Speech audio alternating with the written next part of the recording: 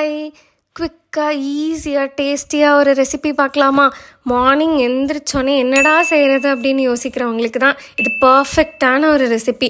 நைட்டே பச்சைப்பயிர் நல்லா ஊற வச்சுக்கோங்க. அதை காலையில் எந்திரிச்சு வாஷ் பண்ணி அது ஒரு மிக்சி ஜாரில் மாற்றி ஒரு 5 சின்ன வெங்காயம், 5 பல் பூண்டு, 2 மிளகா, கொஞ்சோண்டு கொத்தமல்லி தழை, கொஞ்சோண்டு கருவேப்பிலை, உப்பு எல்லாத்தையும் சேர்த்து இந்த ப்ரீத்தி பவுல்ஸில் வச்சிங்கன்னா 20லேருந்து 30 செகண்ட்ஸில் தோசை மாவு ரெடி.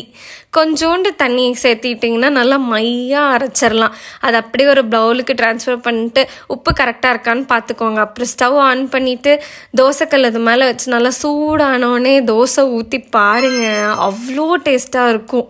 அந்த தோசை சும்மா வெறுமாவே சாப்பிட்லாம். ஆனால் இதுக்கு பர்ஃபெக்ட் அப்படின்னா தேங்காய் சட்னி இல்லாட்டி கார சட்னி. ஆனால் எனக்கு தேங்காய் சட்னி ரொம்ப பிடிக்கும். ஸோ ட்ரை பண்ணிவிட்டு எப்படி இருக்குன்னு சொல்லுங்கள். ஓகே, பாய்.